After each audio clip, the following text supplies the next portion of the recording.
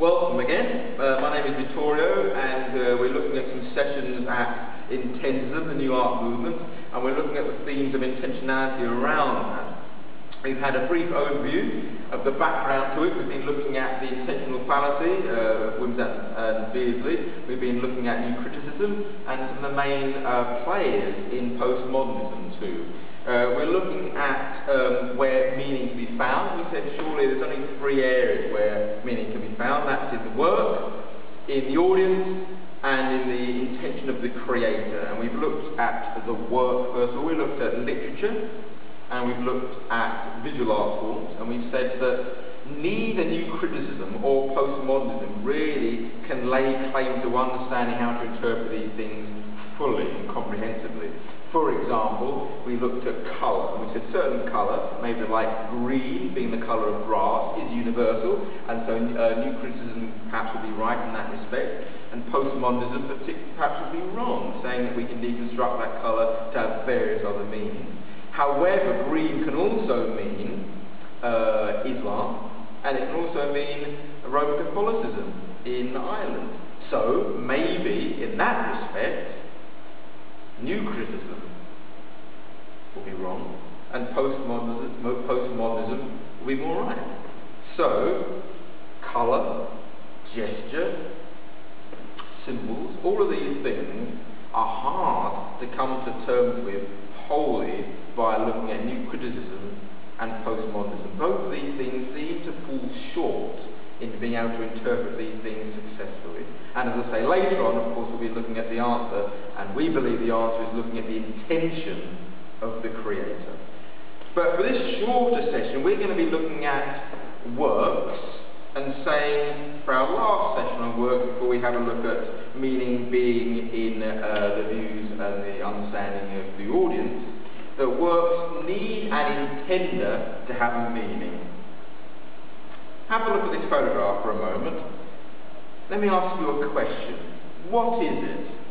What is it a picture of? Well, that perhaps might be a relatively straightforward question with a straightforward answer. We can say, well, maybe it's the sea.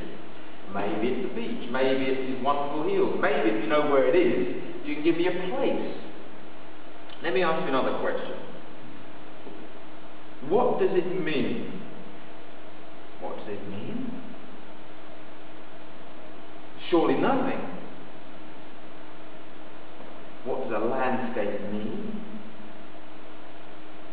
Nothing. Why? Why would we say nothing generally? Well, because there is no intender. With no intender, there's no aim. There's no purpose. With no sense of purpose, there's no meaning. What does it mean? Nothing. Of course, if you're a theist or a deist, then what does it mean? Of course it means something. But why? Because the theist or the deist believes in the creative order of a God. There is an intender. There is an author. The world will be seen as God's creation, and God's creation does have meaning, which is generally understood to be to reveal God's glory. But either way, works need an intender to have a meaning.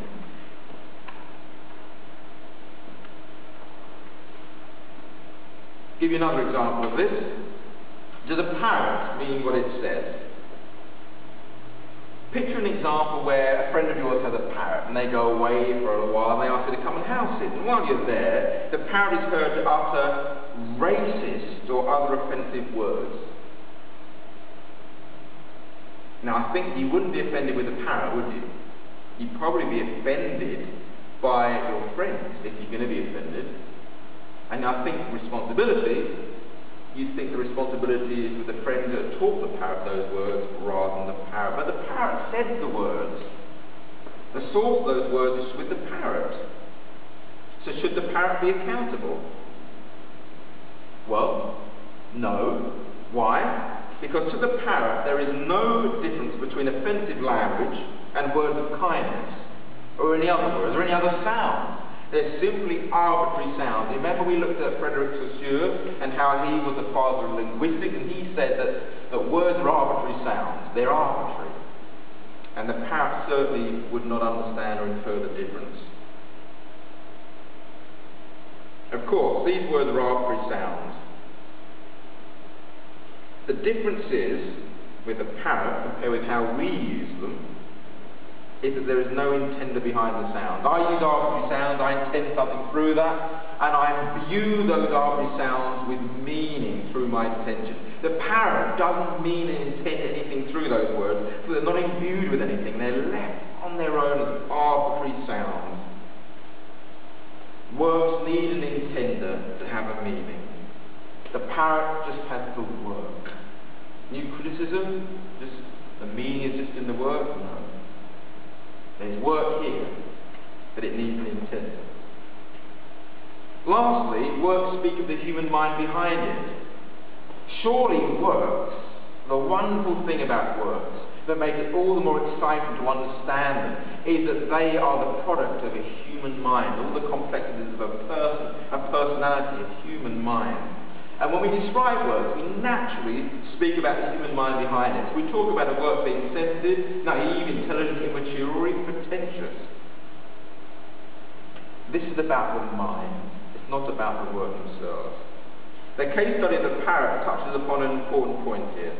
Works speak of the human mind behind them.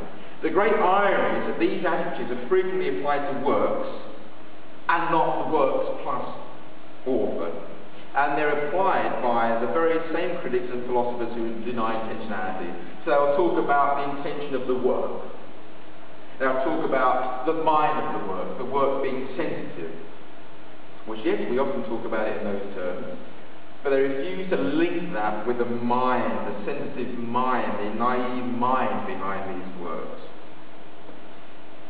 In an attempt to move the goalposts, these attitudes are often implied to the intention of the work rather than the artist.